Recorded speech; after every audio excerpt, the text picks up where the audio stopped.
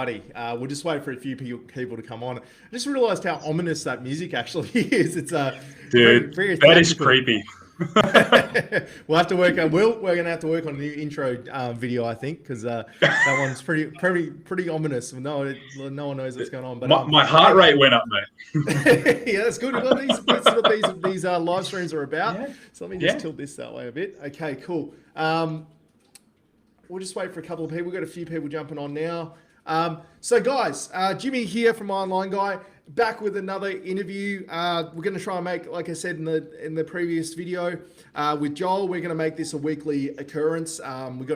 We got some really good people lined up, and as anyone that tuned in last week knew, having Joel on from the Gyms Group, he was an absolute banger. We got a lot of feedback, really good feedback about the insights, and so I figured I'd have to follow Joel's interview up with another heavy hitter in the industry, and I knew just the guy to ask. So today we have Nik Armenis.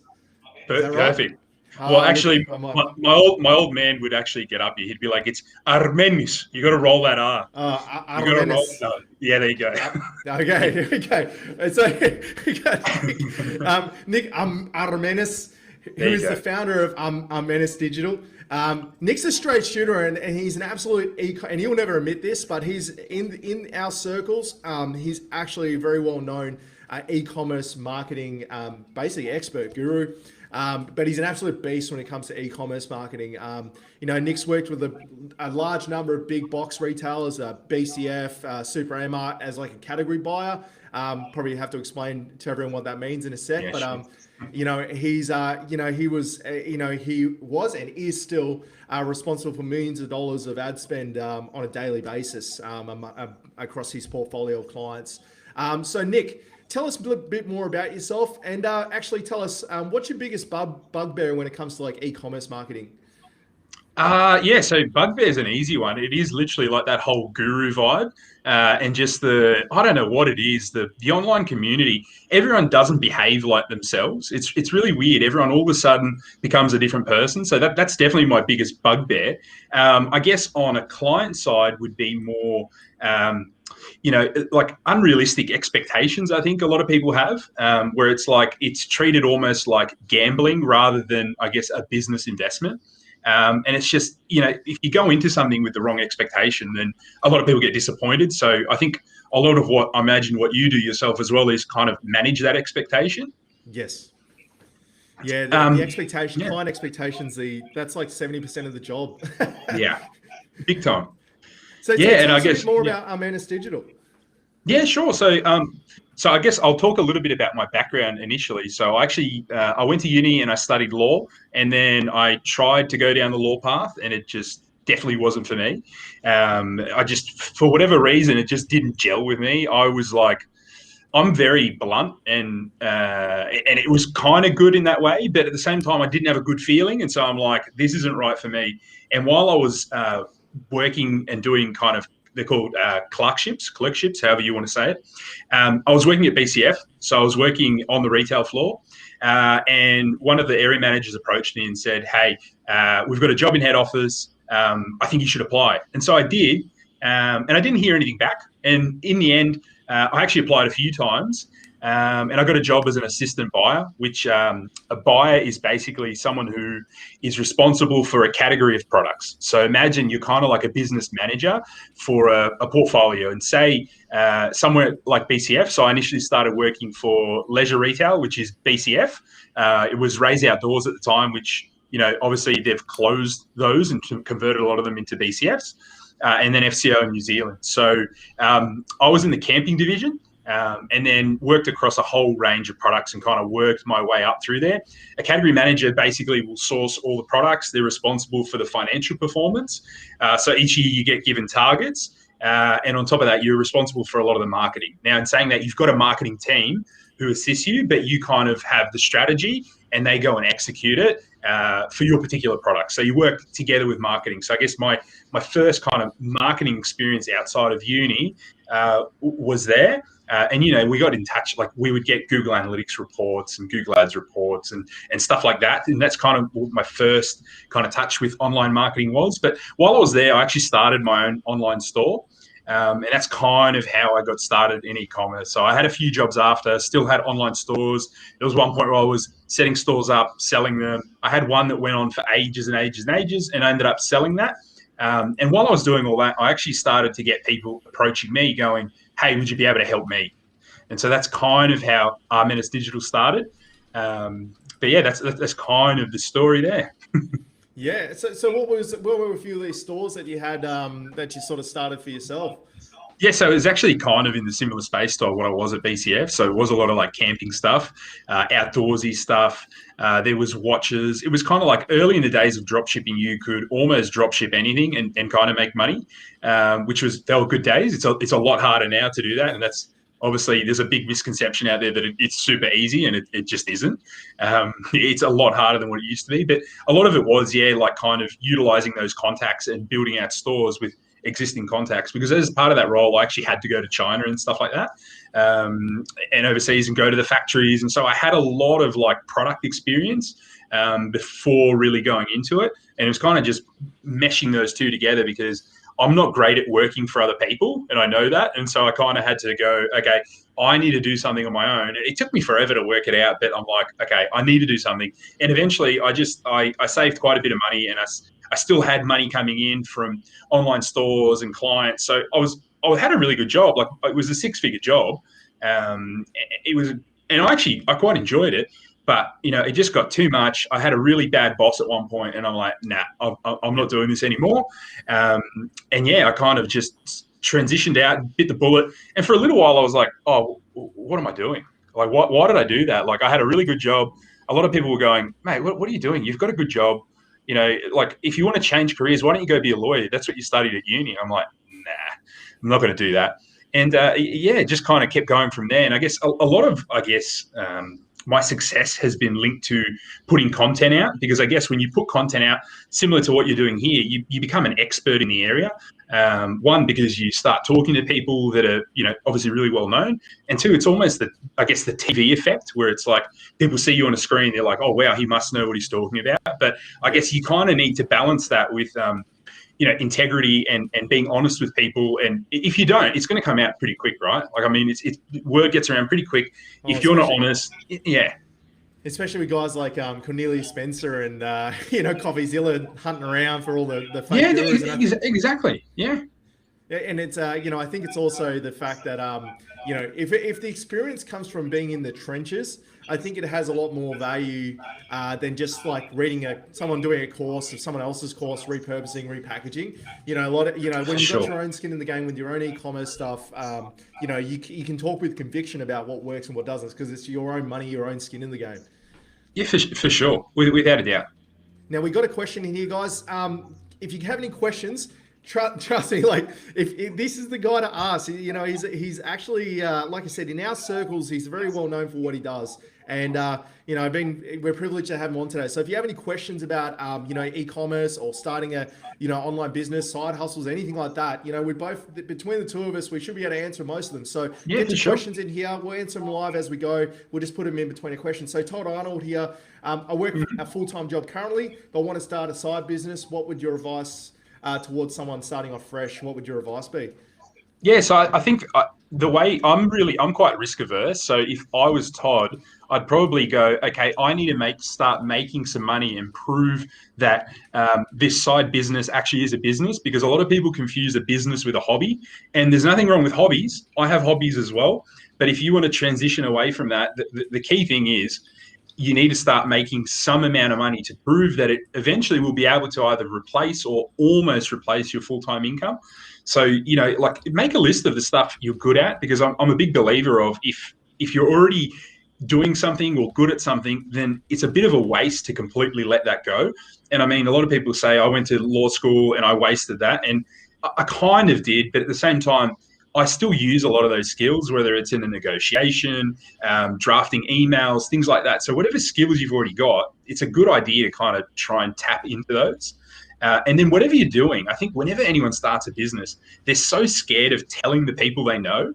And it's astounding to me that, people don't go ham telling everyone they know. Like, I'm not like outright telling people, but even like I do Brazilian jiu-jitsu. And so whenever I go there, it'll kind of come up what I did, right? And so then that led to, 3 or 4 clients just from there, because you never know where people are and what opportunities. Because like, for example, one of the guys I do jiu-jitsu with runs quite a large online store. I had no idea. I had spoken to the guy many times, and all of a sudden, he runs a large online store. Hey, he needs help with his Google ads. Oh, sweet. He knows someone. Do you know what I mean? And it's like, if you don't actually talk about what you do to people, and it's not like shoving stuff down people's throats and sell, buy my stuff. It's just, this is what I do. This is what I've seen work. This is how I could help. And you just be helpful. Yeah, definitely. Like that's such good advice, especially doing, starting with something that you enjoy. And, like obviously there's a discovery period of like working out how to turn what you enjoy into something that can be turned into a business opportunity. Like I came from the affiliate marketing space, so we had different paths. But, my first couple of affiliate sites were about 4 driving, camping, fishing, because that's what I enjoyed doing. So it's like, I basically went, okay, well, I want to buy a caravan. So actually, why don't I make a blog about caravans? And then all the questions that I was going to ask, I will just research them and then kill 2 birds with 1 stone. I suppose the big thing I would say is that there's so many ways to skin the cat. That like there's so many ways to make money online basically, and it's really just working out what's a good fit for your skill set, what you do. And it doesn't have to be a skill set right now, but just something you're willing to learn, willing to really get good at, because the days of, like Nick touched on it slightly, but this time you'd probably be able to speak a bit more to it, but like this time 5, 6, 7 years ago, dropshipping was a really, really lucrative industry to be in. Now you're competing with people that spend their every waking moment of every day learning everything there is to know about it. You need to be able to compete with them. You need to be on the same sort of level. So you really need to specialize, niche down, and really focus on the thing you want to be the best at, and then just hammer that, quadruple down on that. So that would be my bit of advice: is whatever you do decide to go down, just become the best at it. Because there's other people out there that are just as good as you, and you need to be better than them. I think you've got to give things 2 years too. I think 2 years is like the magic number in my view, because it's like the first 6 months is like there's not too much traction. Do you know what I mean? The next 6 months is like you're starting to see something or you're not. And I guess that 6 to 12-month mark is where a lot of people probably pull the pin. But then like that second year, things snowball, and then 3, 4 years later, I think people are very, very like it's good to see when something's losing to call it quits, right? But the problem is that the line between calling it quits and doing well, there's such a fine line there. And so it's like you need to balance that. And that's why if you don't enjoy what you're doing, it's really hard. It's really hard. 100%. Like, so when I started taking clients on, March last year, it got real quiet. It got like super quiet because of COVID, and everyone was getting nervous. They hadn't announced JobKeeper or JobSeeker or anything. I was like stressed. I was coming in the office and like, actually I've only got like 2 hours of work. The rest is, so I just doubled down and said, well, look, if I've got the time, I might as well just continue to forge ahead. And, the success came out of that. But, a lot of people would have gotten to that point and gone, actually, I'm just going to go back to finding a job because, I can't pay the bills right now. But, if you just push through that pit of despair, there's generally good stuff on the other side, especially if you've got solid fundamentals in that. So, yeah, definitely. So, Nick, tell us what is the question. We have a lot of people that have maybe smaller agencies or are just starting out, small businesses on here. Tell us a little bit more about the actual agency itself, and what does a day look like at Armenis Digital? Yeah, sure. So at the moment, it's very structured. It's all good. Everyone stuffs it up. It's all good. Honestly, I'll be honest. I think I stuff it up sometimes as well. So don't stress. I think a lot of the success that I've enjoyed was because I've kept things really, really simple. And I think what most places tend to do, and most agencies, is they try and be everything to everyone. And I know that there's an appeal in that because, you can take work here and there and here and there. But what I've done is I've kind of stuck just to e-commerce for the most part. I do have the odd Google Ads non-e-commerce client, but I'm very, very strict in who that is that I would kind of work with there. And it's nothing personal. It's just, I know the people I can kind of give the best results to, and I know that they will stay with me for longer if I can get them good results. And so I've kind of stuck to where I guess my circle of competence, I believe, lies. And it's made it easy to kind of come up with processes and systems that kind of make everything relatively easy day to day, because it's like, if this is happening, do this. If that's happening, do, like, it's very, very simple and process driven as to what's occurring. So, I mean, I at the moment kind of completely restructured and kind of have toned down the amount of clients I take on. And so I'm able to provide a lot more support. I prefer now to become almost like a business partner with people, and either take a percent of profits, a percent of sales, whatever kind of agreement we can come to. I still have retainer-based clients as well, but my preferred method, and where I'm kind of moving more and more towards, is kind of percent agreements, just because I find that, well, I can give them a much better service because we can spend more time on their projects, because we know that either now or in the future we can make more money together. So that's probably it's where I'm a I think I'm a little bit different. I know there's other people out there that do it, but I've kind of tried to keep things super simple. And in saying that, my partner now works with me as well, and her background is videography. So what I did was, why don't we bring her in, and she can, for existing clients already, offer them video services, because her background is a video production manager. So she's great at editing, and she's also helped me step up my content game, which is kind of fed into, I guess, lead generation and improving that, because my content's got a better, I'm able to attract a better, I guess, caliber of client. And she's given me kind of processes around that, because my content prior to her was very, very ad hoc, I would say, and kind of, it wasn't planned. No method. I was shooting everything. Like, to be honest, she'd probably be cringing right now as to how I've set up this camera, because I'm just looking. I'm like, I'm not sending it. She'll be telling me off in a comment somewhere, no doubt.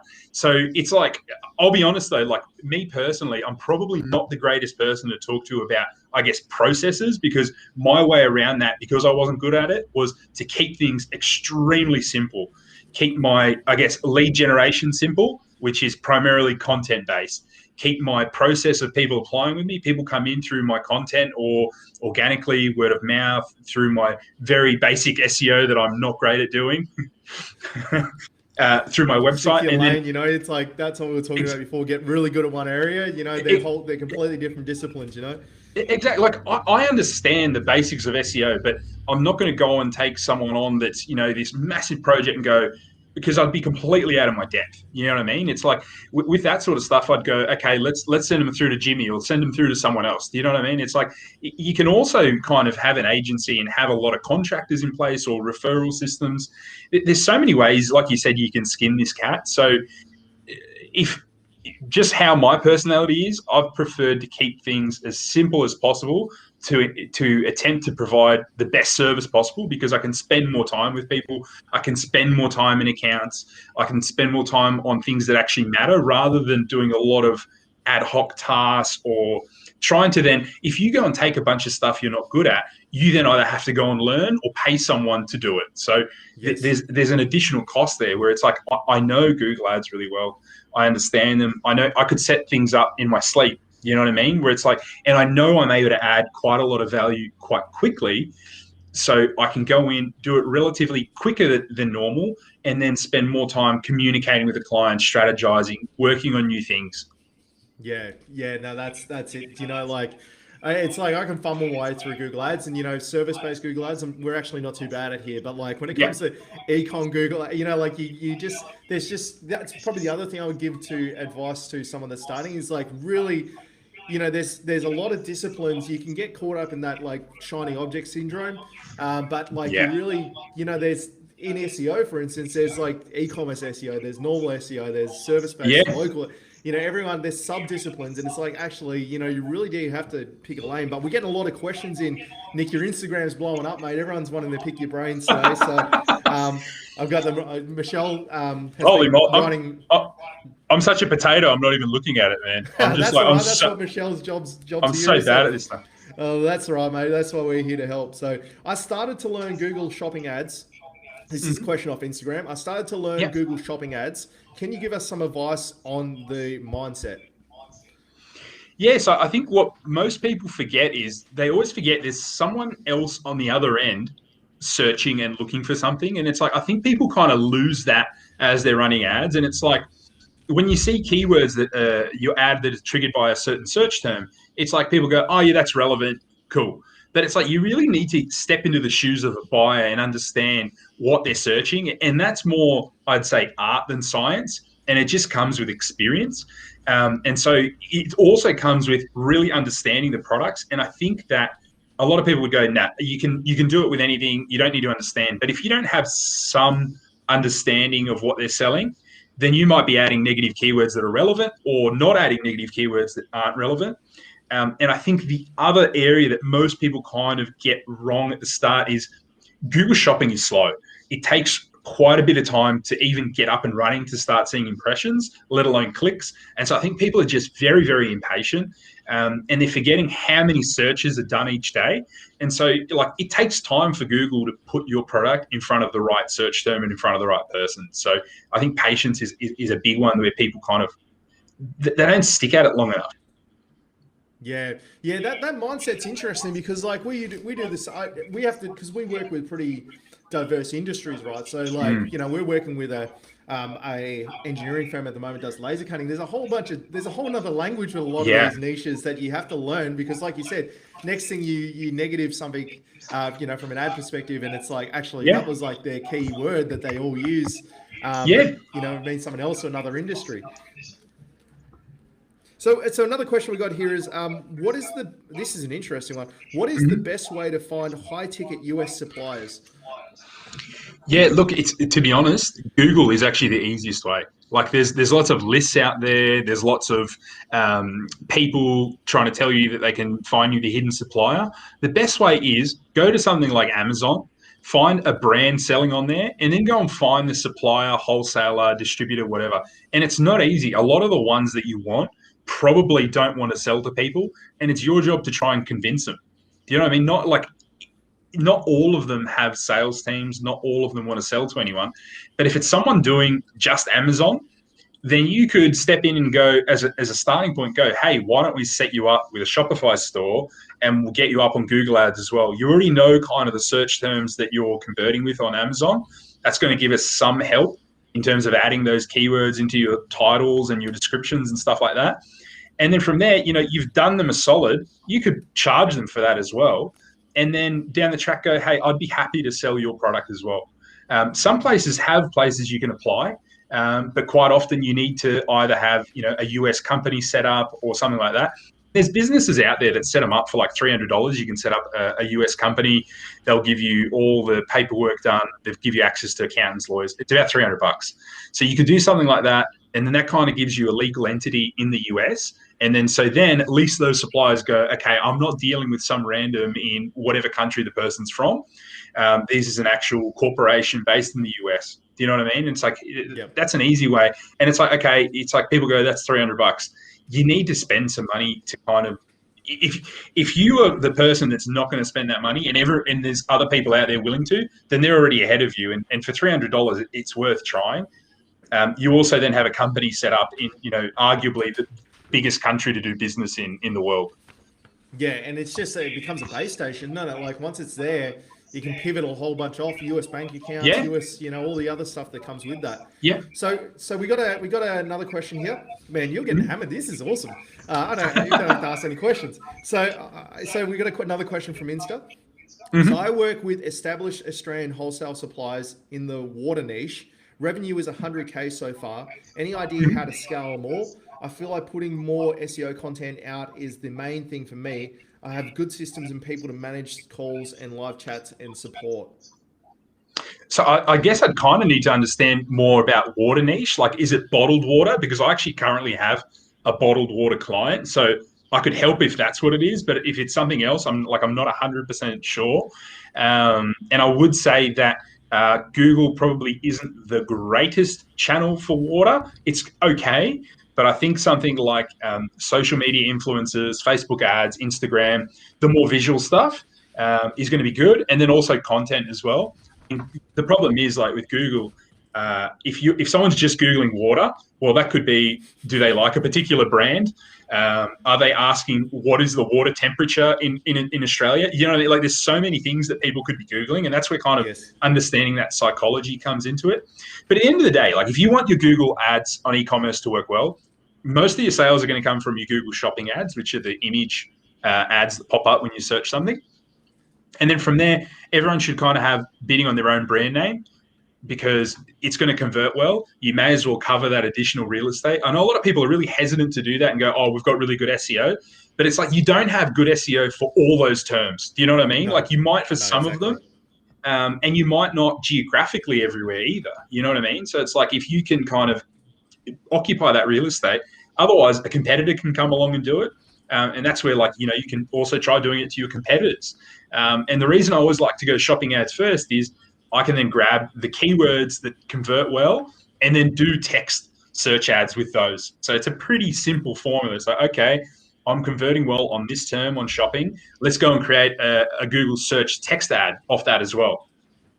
Yeah, 100%. I think, you know, like he touched on SEO content. I think, you know, it's it's probably the missing link. A lot of people forget that Google can only do so much, right? Like you have to have a certain amount of intent in what you're doing for Google to work. If you know, like we get approached by companies and they're like, oh, I want to do SEO for whatever. It's like, well, actually, maybe doing Facebook and Instagram ads is a better way of doing it, because like no one's searching for what you're talking about. Well, they are, but they're not going to convert. So like, it's horses for courses. Like, you know, like if we're talking like, say it's a water niche, but we're talking like you supply water fountains. Okay, well that's different, because then people are going to type in like water fountain suppliers, or you know, what's the best you know, water fountain, that kind of stuff. And so like there's more intent, but like that's generally there's a few delineations I use through Google, and that's mainly around the service industry. But like if you don't know, so like one of the notoriously bad things to do SEO for is property managers, because generally everyone knows a property manager. So they're not going to go to Google searching for it, when generally they can just ask the network to tell me, do you know a good person? So like, but then something like a conveyancer, people will search for, because generally in your network, you don't generally know someone that. No, you don't. And conveyancers aren't in your face, where real estate agents and property managers, they're doing flyer drops, they're knocking on your door every second day. They're everywhere. Like it's, and to be honest, you've also got sites like realestate.com here, Zillow in America, that kind of dominate that space as well. So if someone's looking for that, they kind of jump on there and have a look as well. So exactly. Yeah, and I'm sure it's the same for products, you know, e-com as well. Like if you if there's no intent, you know, like if you're vitamin water, like you look at vitamin water, for instance, how do you get the eyeballs? Give it to Kim Kardashian and tell her to hold it up like this. You know, like that's, no one's searching vitamin water until it becomes a brand. So like, I would argue that's basically, you know, that should be the delineation on whether you should do SEO. Is like, are actual people going to be searching this, or are people trying to discover it? Is it something that someone would use based on discovery, or are they actually physically searching for, even if it's a niche, like if people are searching for water bottles, then okay, that makes a little bit of sense. But like if you got a brand of water bottle, really almost need to put in front of influencers or eyeballs that are the right audience, not necessarily into Google. So I had another comment here, from O'Day J. So at O'Day J.A. Cobb. So O'Day Jacob. Hey bro, Nick, you're a machine. Thanks for teaching me things through free content. I'm moving to Oz in 30 days. Oh, I know. He's a Kiwi. He's a Kiwi. Oh, nice. Yeah, welcome with open arms. You know, certain countries that you might go, well, wait a minute, maybe just stay there for a little bit longer, but New Zealand's a pretty safe place to be. I feel like that's the west coast of Australia with us east coasters, mate. You guys don't want us there. And vice versa now. You know, we're the type areas at the minute. So yeah, has the lockdown finished now? It's all good. Yeah, we're out of lockdown now, so it's not too bad. But let's open up the playbook here for a minute. Obviously, there's a lot of people that have that have skin in the game watching. So let's open up the playbook. What are some of the tactics and what are some of the things that have been working well for yourself, for your clients in the agency at the moment? Yeah, so I think, like I said before, the number one thing that I have seen that kind of correlates with success is time. Because without time, you can only do so many things. There's only so many variables you can play with in the Google Ads dashboard. There's only so many changes you can make. So you kind of also need to rely on the algorithm a bit to help you. And the only way to do that is with time. And then with time, you can collect data. Google has more info, and then you can do more. The other side as well is with Google Ads, I find if you are running an agency and want good clients, if someone is already selling on Facebook and is doing well, then that is probably going to be a good client. Because one, those Facebook ads are going to start generating search volume and people are going to be searching for it. And two, they've already got a proven business model.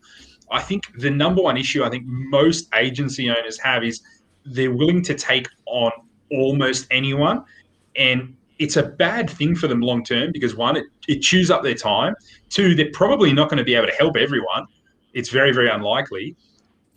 It's just, for me, it ends up saving your time if you do some good screening at the start. And it's nothing, and you're not being arrogant about this or anything. You're actually just being honest with the person and going, hey, I am probably not the right person for this. You might need someone who is a junior marketer at a university to do this. Do you know what I mean? It might be something that's just very, very easy. They can get someone, they can get them in for a couple of hours and they can do it. So I'd say from that end, from an e-commerce store's point of view, again, it's time. People don't let them run long enough. People don't spend enough time optimizing their websites for conversions either. I think they assume that if they're running paid ads, then the sales should just come through. And it's just not the case. You need a website that converts well. And that's something that people should be, I guess, working on an ongoing basis, because the more conversions you can get through your Google Shopping and your Google Ads, the higher up you're going to start ranking within Google, because Google goes, these guys are converting, they're a good business, we're going to push them up. So it becomes kind of like, I guess, a self-fulfilling prophecy, because you'll just keep climbing there the more and more conversions you get. So on top of that, you should obviously be working on the back end of your store as well. So on your email marketing, on your SMS, on your content, on reaching out and engaging your customers, and constantly improving your product helps as well. Like, everyone thinks that paid ads is just paid ads. It's everything that goes along with it as well. So it's hard to do everything, but it's like, if you're not constantly improving all those things, then someone else can just shoot in there and start outranking you, within 6 months, a year, 18 months. Over time, you're going to start to lose sales if you don't kind of ongoing work on it. Yeah, 100%. And it's interesting you say that, because I've got Dan Nickus coming on in the next couple of weeks. Sweet. So we're gonna hit the email marketing hard, because it's obviously an area that some people do really well, some people don't. And as we both know, Dan's not bad at it. he's good. He's one of the best at it. So but yeah, that's really interesting. Sometimes you can flash fancy tactics and stuff, but most businesses just need the basics sorted, don't they? No, it's true, because it's like, I mean, you really have to, people that think there's fancy tactics haven't spent any time in the dashboard, because there's only limited variables you can play with. You know what I mean? There's budget, there's bids, there's keywords, there's your feed with shopping. So you can do a fair bit with that and play around with it, but you're limited. Like, at the end of the day, every person that does Google Shopping ads knows those things. So it's also about trying new things too, because like something I try with someone and, works 80% of the time, might just not be working with someone else. We try something different and it works. Do you know what I mean? It's also about getting in there and trying different things as well, but having that core strategy there. I mean, like most people know, most of their sales are going to come for e-commerce, the shopping ads, because you've got an image there, you've got a price, you've got to just, you know what you're clicking into before you get there. So you've got a pretty good idea. Yeah. Do you find that the shopping ads is something that people don't do super well, like if they're not well versed in it? Because I see all kinds of random shopping ads that pop up with the stuff I search, and it's there's some shoppers. No, I think, and the bigger the business, normally the worse of a job they do, I've found, because it's just, you need to get a little bit nitty gritty with it. Like, you need to actually look at what does the listing look like, and it sounds super simple and almost dumb, but you go, Oh, I actually have never looked at my own listing for my Google Shopping. And I can guarantee probably 90% of people haven't even looked at their own listings and gone, oh, that's what it looks like. That's not a very good image, or that title doesn't even make sense, or that description, like, why would anyone click that? And the other big factor on Google Shopping is actually price. If you're not priced competitively and you're selling a like-for-like product with someone else, then why would anyone buy your more expensive product? You know what I mean? It's like they're just not going to. Like, Yeah, that exactly. It's funny that because this whole I play on eBay a lot, and there's whole yeah, forums, whole communities dedicated to repricing and making sure that pricing aligns and the psychology of pricing. And yeah. you see it all the time. You cruise it through and you're looking at like an irrigation timer, and there's like one product that's like $10 more than everyone else, exactly the same product. I suppose what it does do is it gets a click because everyone's like, well, why is this one more? Then they realize, oh, it's the same thing. It can, yeah. No, definitely can. I'm more talking about, like, say you're selling a Weber baby Weber Q, right? And you're Yes. both selling that, and it's a branded product. It's the exact same. There's no difference for something like that. If there is, like, there potentially could be a difference. I mean, if it's a different brand, there might be something different, and it can do well. Like, some people are scared to increase prices, and that's normally the easiest way to grow your business, is to actually just increase your price. So you're right; it can actually do better sometimes. Yeah, so what obviously peeling back the layers, because there's so many things that a business can do from an e-commerce perspective.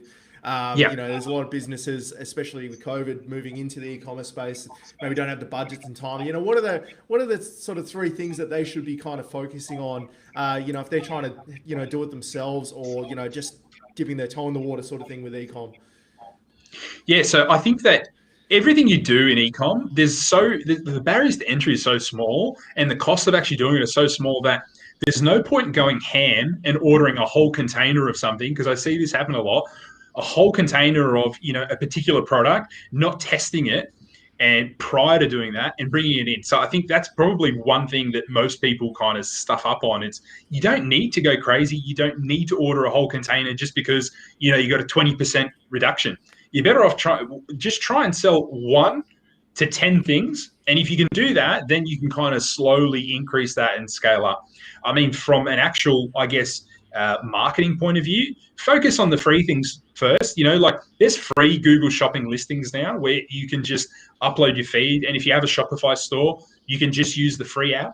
You can then create a merchant center account and start selling on there for free. It's like almost like SEO, I guess, shopping listings. They just pop up. So focus on those kind of things. But going back to the product, it needs to be a good product before doing any, and a proven product before doing any paid marketing, because the only thing that paid marketing will do is it will amplify, grow whatever you're currently doing. So if you're doing something and it's not good, it's just going to make something not good even worse.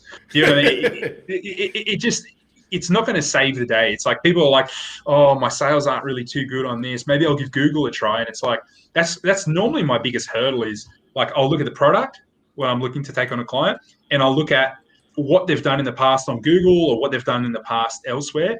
And, if something's not doing well, I'm probably not going to make it do that much better. Do you know what I mean? Like, I'm good at what I do, but at the same time, I'm not some kind of wizard that can come in and turn something that, is terrible into something magical. It's just not going to happen. So it's much easier to work with things that are already proven doing well than it is with something not.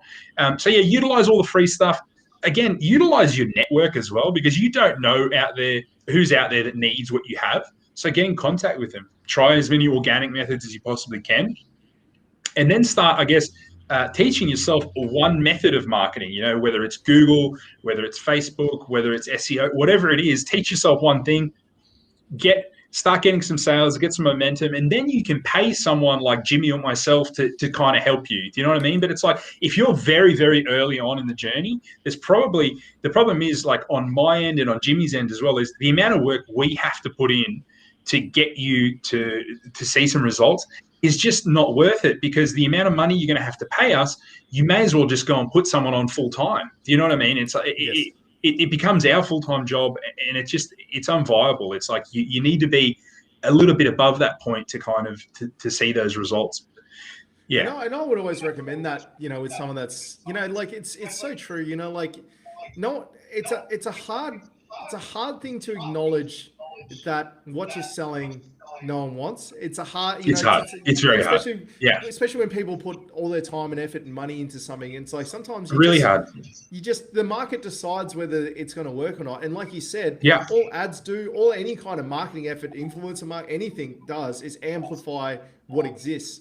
So like, if that market doesn't, isn't keen on the product, it doesn't matter how many eyeballs you throw on it. You'll just have more people that aren't going to buy it.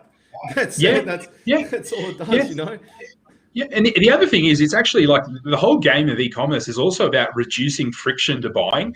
And sometimes, it's all well and good to have a pop-up and you're like, we're collecting emails, but then like you might not even be doing any email marketing. So it's like, well, why do you actually have that? Do you know what I mean? It's like, are you actually doing any email marketing? Oh, not really. It's like, well, all these people are bouncing because you have this massive pop-up that blocks the whole screen. I'm getting out of here. You know what I mean? Like, It's like you've got to remove that friction between people jumping on your site and then actually pulling out their credit card or whatever and buying. Like it sounds really simple, but you go on a lot of websites and there's so many steps they could probably remove to getting someone to make the sale. And guys, like there's plenty of models out there that are the shining beacons of ecom. You look at Amazon. Look how frictionless it is to buy off Amazon. They have one whole click. teams dedicated. Yeah, exactly. Yeah, one click. Whole teams, whole rooms, whole warehouses of people dedicated to going, I want to, if our purchase rate is 5%, we're going to make it 5.05 by spending $1 million to do that. They've and eBay, same deal. All these big e-com sites, they spend a lot of time and money going, how can I make people buy at a higher rate? Not necessarily how do I drive more people to the site? How do I get those people to buy at a higher rate on the actual site? Because, they got the opposite problem. A lot of them have the traffic volume, but they need to make sure that they get the most out of that traffic when it's there. So you can look at sites like Amazon and stuff. You don't see pop-ups on Amazon. You don't see pop-ups on eBay and things because it's like they want to make it as frictionless as possible. You can almost guarantee that people aren't doing anything with those emails either. You know what I mean? It's like, that's right. I've been guilty of it myself. Do you know what I mean? I've put pop-ups on things and I'm like, why did I do that? I'm a terrible email marketer. Do you know what I mean? Like, I'm just not a good email marketer. And it's true. You get told, everyone gets told that there's value in the email list and stuff, and there is, but it's only valuable if you monetize it. Otherwise you just got a nice list of people, and obviously mentally you can make audiences and stuff with it. It has value there. You can. Yeah.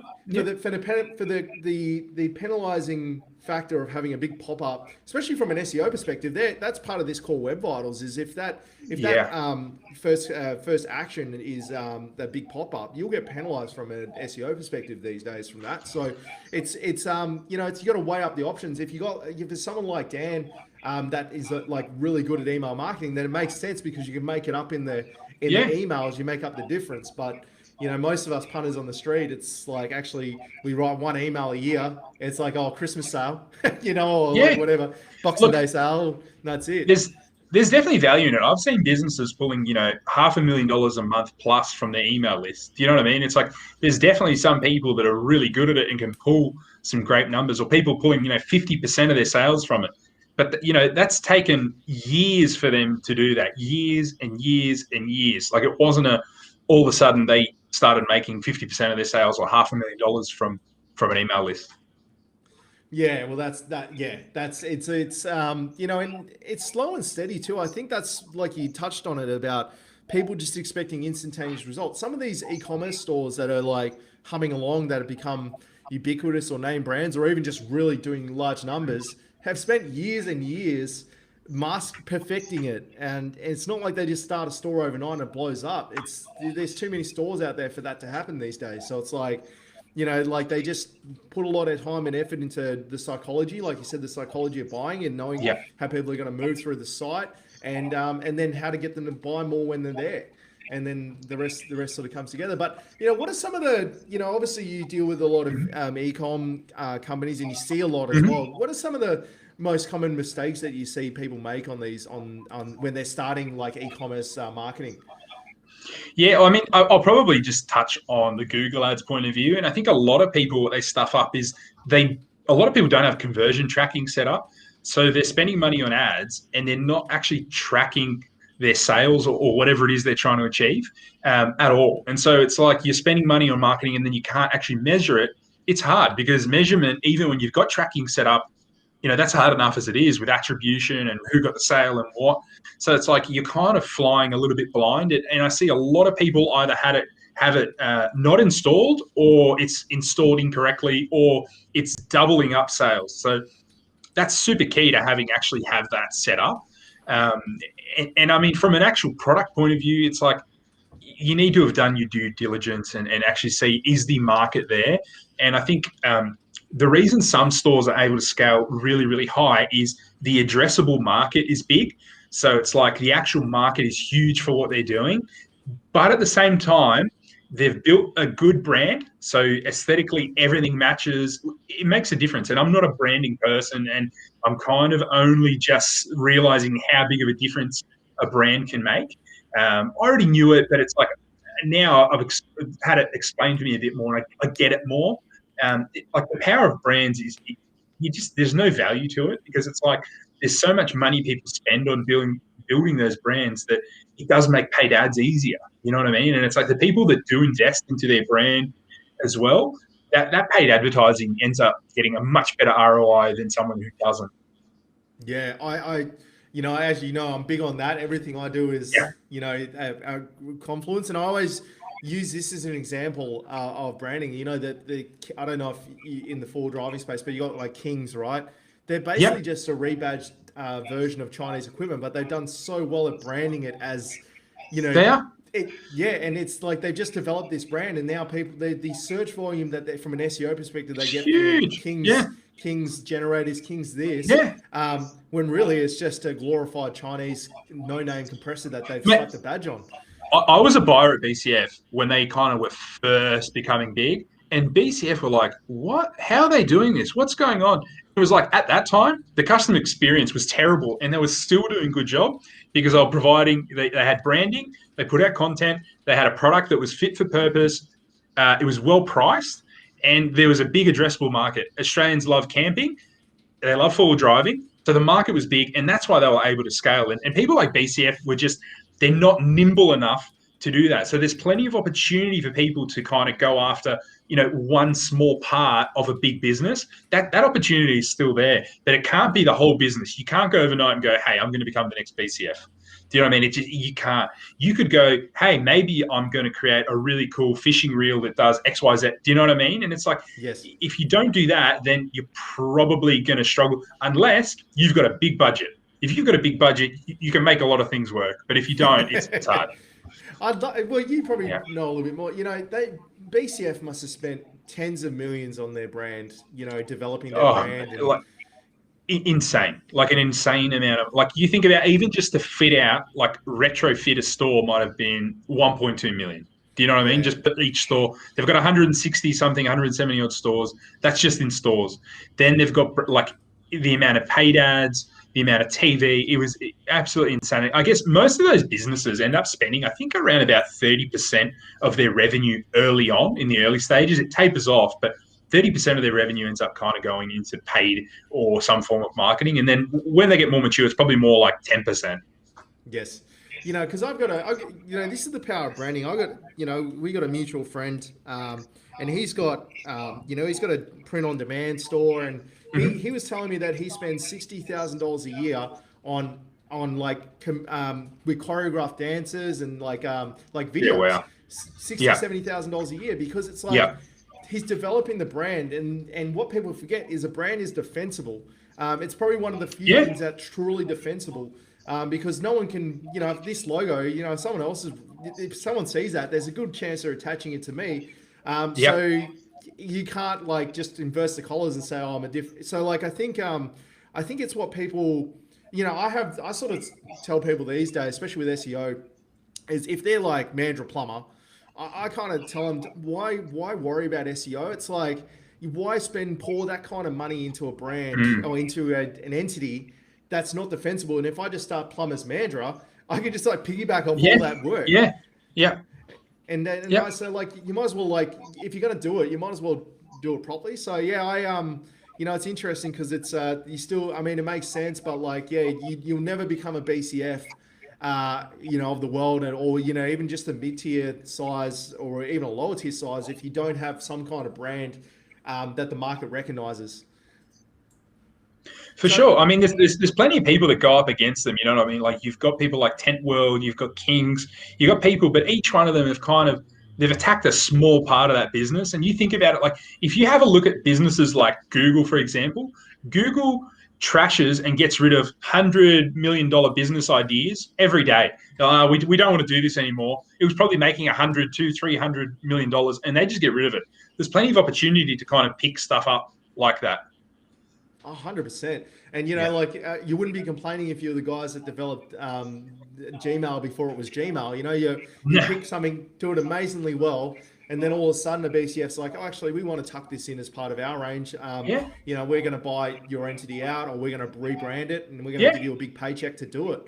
I think people forget that a lot of stuff, that exists that's novel has come from a smaller business, a big business that's gobbled up a smaller business and rolled it in as part of what they do, because then they've got the budget to turn it into something bigger. So I think there's another company that does spotlights that's really kicked off at the moment, and they were just rebranded Chinese stuff, but they've really done a lot for the branding, and now it's become ubiquitous, and now all these other brands are looking at it as a thing.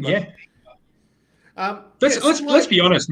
Most products come from China, so it's like, even the ones that have brands, they may have spent a little bit more time on them, but at the end of the day, they came from China, most likely. Yes, 100%. And I think people don't like to acknowledge that, but no, they don't. It's most of what people don't realize, most of the stuff they're buying is either directly from China, like dropped shipped directly from China, or has been brought in from China and had a badge slapped on it. This jacket behind me, it's got JCB, which is an English brand, but I'm sure that says made in China on it. Yeah, so it's a Bisley workwear jacket. And it's got made in China. So it's like Bisley's branded that jacket as an Australian, because it's an Australian brand and stuff, but it still comes from, you can go to China. This is what you were saying about sourcing before. Yeah. You can go to China and buy this exact jacket in the tens of thousands, and they'll sew whatever you want in there. Anything you want. Yeah. And I think people forget that. And that's where sometimes the opportunities are. Like, if you see a gap in the market and you see potential opportunity, like let's say you are a avid camper and you're like, I wish this really existed. You can get stuff made at such a small scale now that you could just produce it, throw it online and see if the market reacts well to it. And if it does, then you can actually start to source it at scale and stuff. But there's no use getting a container load of something and doing that when you can just test the market so cheaply these days with products. For sure. And then when you're on a winner, you're on a winner. And but then you can try out, and if you bought a sea container of these and went, oh, I'm just going to badge them, you could buy like 20 products and do the same thing for a 20th of the cost, and have 20 baits in the water as opposed to putting all your eggs in one basket. Without a doubt. Now, okay, so knowing what you know now, like I always like to ask this because it's interesting to hear perspectives. Obviously, you've been doing this a long time now, but knowing what you know now, what kind of things would you have done differently from not only an agency perspective, but also your e-com stores that you had? What are some of the mistakes that you made that you would have sort of tied up? Yeah, I think it's like from an agency point of view, it's like just be focused on doing one thing. And then once you're really good at that one thing, start adding other things. Like there's no, you don't have to offer everything at the start. Some people can do that and easily, are able to build teams quickly. My skill set isn't that. I'm not a great team builder. I'm not a great, for me, it's like I like doing something and doing it really well and then helping other people do bits and pieces, but I kind of need to be the main strategic person. And it's like, for me, it's like just focus on one thing, become really good at it. It becomes very easy for people to refer people to you because it's like, okay, like if I did everything, what would people refer me to? You know what I mean? Like people could refer me all sorts of work. And it's like, well, okay, this is the type of work I want. So be clear on what it is you do and just stick to it. And then over time, you can add additional things. And to be honest, it's the same kind of thing for e-commerce as well. It's like if you're starting your own store, I think most e-commerce store owners at the start should probably manage their own advertising because they're going to know it the best. It is the lifeblood of an online business. People can't just stumble across an online business. It's not like a bricks and mortar business. It's like people, you need to drive people to your store in some way. So you need to know that. Without knowing that, you've basically got an idea. So it's like, it is pretty key to learn one form of advertising. I would suggest, again, being clear and just learn one. And then once you get a bit of traction on one, you can either pay someone else to do the other method. So if you're good at Google, pay someone to do Facebook, or you could take your time and learn it yourself. So that again would be what I would do differently. And then it's like, don't be scared to spend money, because I think everyone gets in this. I grew up in a village in Greece. You know what I mean? Like I came from a very, very not super, super poor background, but it's like very, very middle class kind of background. My ideas of money have changed completely, and it's like I was always trying to like scrimp and go, oh, I won't spend $10 on that, or I won't spend, you know what I mean? And it's like, you need to spend money on this stuff to kind of make it work. And if it's going to save you an hour and it's going to cost you $50, then so be it. You know what I mean? It's like, just have some value attached to your time and spend that money accordingly, because if you don't, you're going to struggle, and it's going to take you way longer. I could have done what I did way quicker if I spent money on the tools, resources, people that I needed quicker. Yeah, I think that was the biggest shift I made as well, actually, now to mention, is like, at the end of the day, it's funny because I speak to a few agency owners now, like that are earlier in the piece, and they're worried about spending money on, say, subscriptional tools. When we talk about results and ROI to clients all day, every day, and about like spending $1 to make $2, and then as an agency, you go, actually, do I really need that tool? Even though it probably will turn $1 into a $2. Just different, it's like, a mechanic's car is always like the worst car on the street sort of thing. But I think that's, I've had similar sort of thoughts lately, about what I would have done differently. And it's the same deal. It's like, actually, you've got to roll, you got to follow your gut and roll the dice sometimes. And there may not be a clear ROI on something straight away. Yeah. But if you're doing it right and you're doing good work, eventually the ROI will come in whatever capacity that is. And I think there's a lot of businesses that are like that. Now, the other question, this is a personal question I haven't had a chance to ask you, is, obviously, like I was saying, to these people that don't know, Nik's pretty well known in the e-commerce ad space. He's got a course. He's got a lot of, he does a lot for the e-commerce community. He's got a Facebook group with several thousand people in it. So walk me through how you grew that and what you sort of did to sort of grow that presence, like your personal, the Nik Armenis brand. Yeah. Well, I was kind of doing all this stuff for years in the background, and I was never the person. Like I still don't get comfortable putting myself out there too much. I'm not like, it's not me. Like I don't enjoy being the center of attention, and I don't enjoy having heaps of people talking to me. I'm awkward with that, and so I was already doing it, and then I'm like, like this is going to take a really long time to help all these people one-on-one, and I'm probably undercooking the number of people I could help and people that could learn from me, because I've gotten some great messages from people from all over the world going, hey, you really helped me with this, or I was able to quit my full-time job because of this. And it's like that stuff, I enjoy that stuff. And I was doing it in the background. I was in tons of other people's groups. I was even helping quite some really big groups kind of be their Google person, or just assisting in them. And I'm like, and they were paying me, and I'm like, oh, so there's actually some money in helping people as well in this sort of stuff, in just assisting. And then I'm like, okay, well, I'll start putting out some YouTube content. And at the same time, you know what, I'll start a Facebook group as well. And the people that already know me, I'll just invite those, and then they'll probably invite some people as well. And so it kind of was just like a vicious thing between YouTube and Facebook and the people that knew me, and it just kind of fed itself, and they all kind of grew together.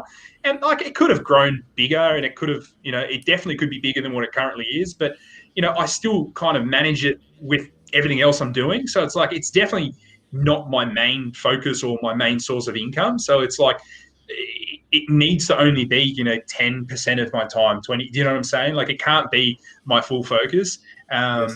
But that's kind of how it worked. And it's just, you need to be consistent with it, though. I think the biggest key is consistency, because I can see whenever I'm not consistent with it, all the metrics, they fall off a cliff. It's like with that stuff, if you're consistent, people know you're going to show up all the time. You're always there. But beware, you will get burnt out at some point. It's happened to me multiple times with it, because you just go, I am sick of people messaging me and I'm sick of people talking to me. But you know what? It's just a temporary thing.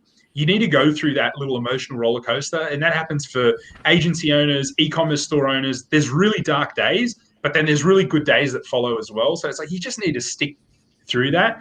And, you know, like you need to look after your health too, because like I find that if I don't look after my health, everything else I do goes completely to hell. Like it just, you need to look after it. And it's like, I'm not even a very like hippie spiritual person, but it's like, if you don't have a healthy body, you don't have a healthy mind, it's pretty clear. So it's like, look after those things and kind of everything else will follow.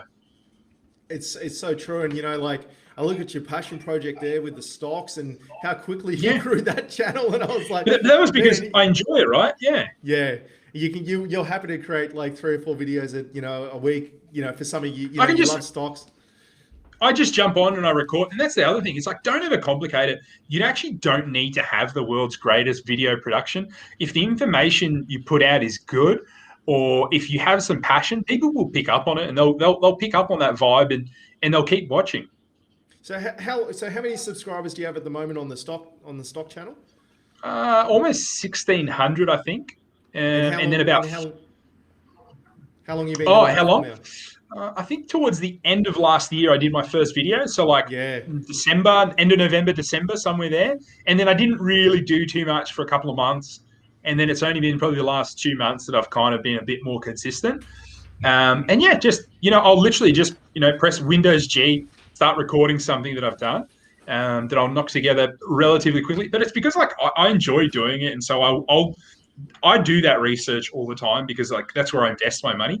And even like my business funds, if I have excess business funds and I don't want to pull them out of the business, so I have to double pay the old tax man, I'll put it to work. You know what I mean? It's like, it's a crazy concept though, that we pay corporate tax. And then if you transfer it to yourself, you're then paying personal tax. Like that's something that needs to change, mate. Like that's ridiculous. Like, you know, it's even just payroll tax. It's a redundant system. It was developed during World War II. It's just, you know, there's a whole bunch of, you know, don't get me started on taxes. Like Rupert Murdoch said, or Kerry Packer said, you know, if you're not mitigating tax as an Australian, then you're just stupid. Like it's 100%. That's a good speech, hey. That's a good speech. Yeah, it is. It's so true. Now, well, it's not a speech; it's the Senate. Yeah, exactly. Yeah, the inquiry. Now I've got more questions here. So, man, guys, if you're sort of watching from Nik's live, make sure to like us, my online guy. You know, we're doing this once a week. We got some heavy hitters coming on after Nik as well. So it'd be interesting content if you're into, you know, the vibe here. So, where are we heading with Facebook ads?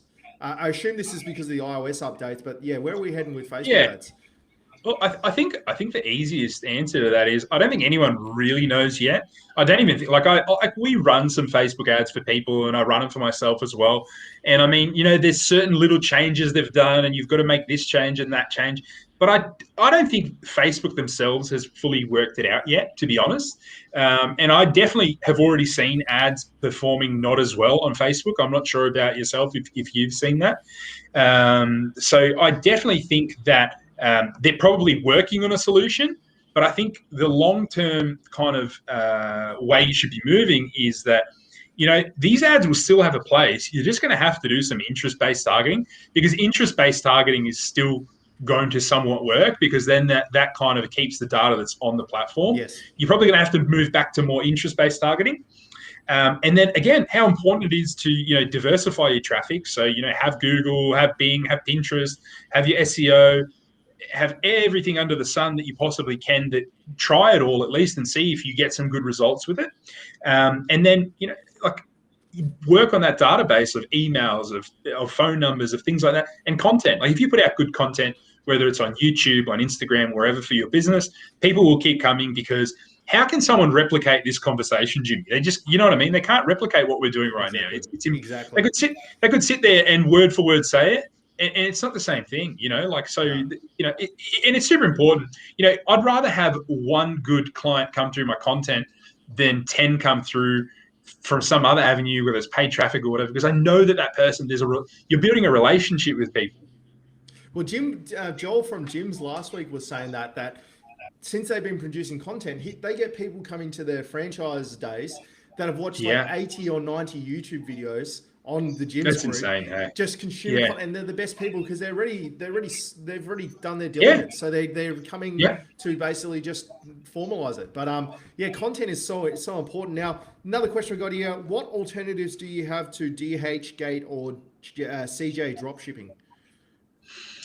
Alternatives, so there's tons of them, man. It's just like, just try every single one of them out, give them a trial. Like there's so, like if you just sit there in going into the Shopify app store, there's so many. I've never used DHgate. CJ dropshipping is okay, but there's Sprocket, there is ePaulo. There's tons of different ones. There's even some, like, I know that because what I've done is I've also used a lot of Australian-based ones, and there's even Australian-based ones with Shopify apps. So if you're in Australia, I believe it's called Dropship Zone. I'm probably going to get it wrong, but it's in the Shopify app store. You just need to go on the section, I believe it's called suppliers or wholesalers, something like that in Shopify apps. Go through and install them and go through that. But the really good suppliers, not the really good, but a lot of suppliers won't have those apps. And I guess the problem with that is that, well, it's not going to sync with your Shopify store. So you're going to have a lot more manual work there to do. So obviously not ideal. But like they're going to have access to products that you don't, that you won't get in any of those apps. So your best bet is to try and find your own supplier. But yeah, like there's Facebook groups just for finding suppliers. And yeah, I wouldn't say go with every single one of them, but do your due diligence, have a Google around. Are they good? Do some test orders with them. Drop Hippo is good too. So I actually had a call recently with one of the owners, Kevin from Drop Hippo. They have a Shopify app. They're good. They're really helpful. They've got a Facebook group that goes alongside their app as well. So it's like there's so many. Like you've just got to try one and see. Like I've had good and bad experiences with lots of different ones, and it's like your best bet is to eventually move to having your own supplier and then having ordering through them. Yep. That's like you got to remember too that like if you can find it, other people can, and then you're direct competition. That's Whereas it. if you can source those exclusive supplies, you can then it's defensible. It's all about finding defensible positions in marketing, and the more you have, the easier it is. So next question we have you guys heard of? I assume that's NFTs. NFTs. Yeah, the flavor of the month right I have. now. Yep. Yeah, it's like I mean, like I'm very risk averse. So it's like if I don't fully understand something and see its long term, I guess, use, I'm probably not going to invest in it.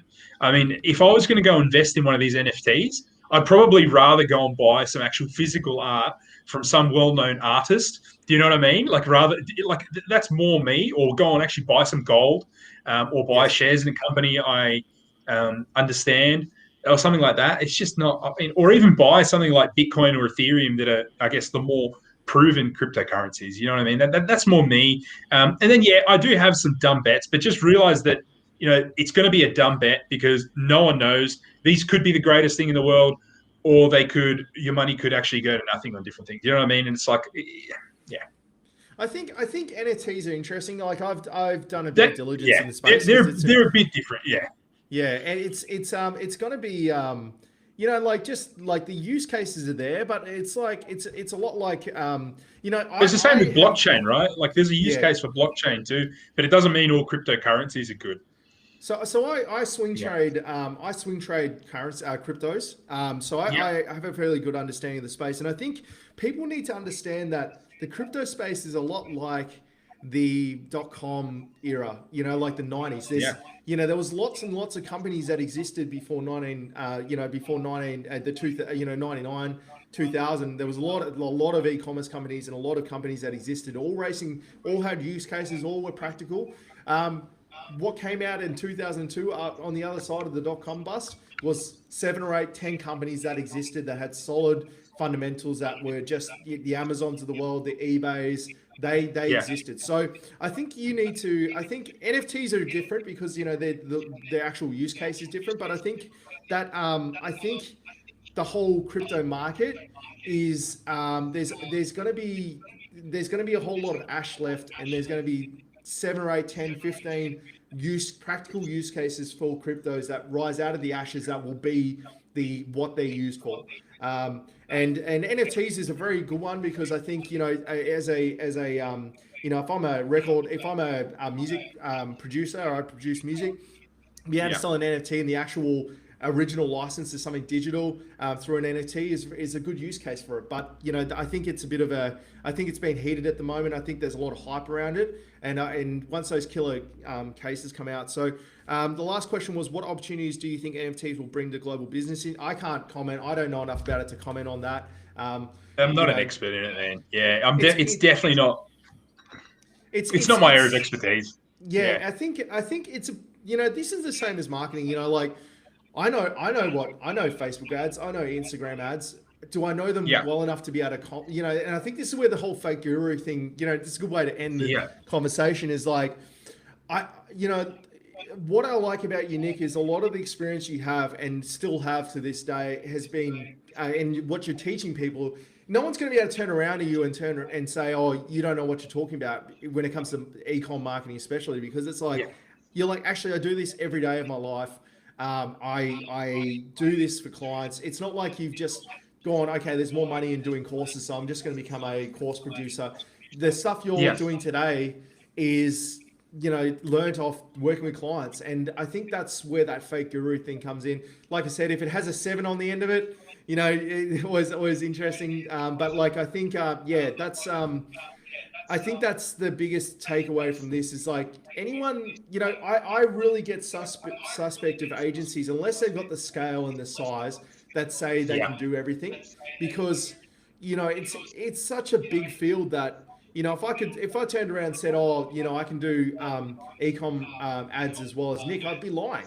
You know, I don't have the time, the expertise, or the experience to be able to go, oh yeah, I can do, you know, it's like I would send them to you, or like, it's the same with, you know, social media. It's like, it's like, I'm like you. It's like, I know the value of it and I know it's important, but you know, it's not something I do every day. It's not something I understand super well, you know? So it's like you go and have partners in the industry that know that. And I think that leads to the end. I know you've got a doctor's appointment, so we'll sort of head towards the end here, but obviously, you know, what I really like about these live streams and the people I get on is, you know, they're all happy to help and grow the overall, you know, the overall marketing in Australia, especially the community, Australian marketing community, because it's obviously, you know, we compete on a global stage, and there's some very, very, very smart people in this country. You know, so where can people find you if they don't know already? Where can people find you, and you know, where can they catch up with you and your course? Yeah, so I mean, on YouTube, it's just Nik Armenis. So NIKARMENIS, Nik Armenis. If you type that in, I'll pop up. It's all about, you know, Google Ads and e-commerce. That's for the most part what that channel's about. I mean, from a Facebook group point of view, I've got Google Ads. I can't even remember my group now. I've changed it so many times. Have a look at what it's called now. I've changed it so many times. I think it's Google Ads for Google Ads for e-commerce, entrepreneurs, and business and agencies. There you go. There you go. I'll copy and paste that into here. And then it's just armenisdigital.com is my agency website there. So that's the easiest way. There we go. I'll put that in there so people can see it. Yeah. Talking about Australians, man. Talking about Australians, I actually, of all the courses and things like that I've done, the best ones have always been Australians. And I think it's because there's just no bullshit in them. It's just, this is what it is. This is what I've done. I'm not claiming I know everything, but this is what I know. Do you know what I mean? And I feel like when you do some of the other ones that are real hyped, and I don't know whether it's a cultural trait where we just don't like bullshit, basically. I think that's what it is. And it's like, I mean, you talk like there's so many people that are happy to help as well. Like, I don't think anyone sees each other as competition. I mean, the size of the pie is just so big. Do you know what I mean? It's like, it's so big. There's so much work out there. And if you want to do it, you want to work hard, then you can have a really good, comfortable life for yourself. I don't know how many hours I've actually spent talking to guys 19, 20, just about, well, it starts off talking about marketing. They just pick my brain. I'm happy to share everything I know about someone. Doesn't mean it's going to work for you. I don't know. I know exactly. Yeah. But like, then it comes to talking about like business and everything. I think, that DMA was a big eye opener for me because there was a whole bunch of people there that were willing to share insights and ideas. And I know it's not like that in the US.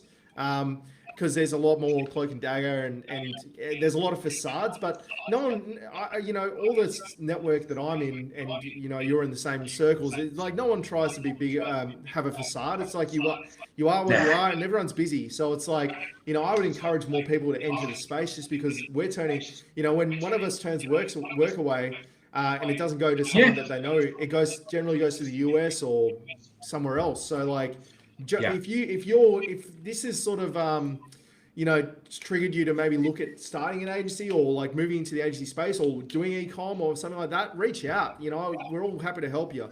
Now we have one last question. Now I know you got to go. So what is the most efficient between classic? So what's the most efficient, classic display or smart display ads? I think it depends on how much time you have to manage it. If you don't have much time, just go with the smart display and just do a responsive ad, just because it takes out a lot of that, having to create banners and things like that, where with a standard display, most people will, I guess, you can get more granular. So you can kind of, select the audience you want to target, where with smart, there's not really any control. So a beginner, you're probably going to go with smart. You can also hit different areas. So you can hit all sorts of parts where with a standard, you normally wouldn't be able to.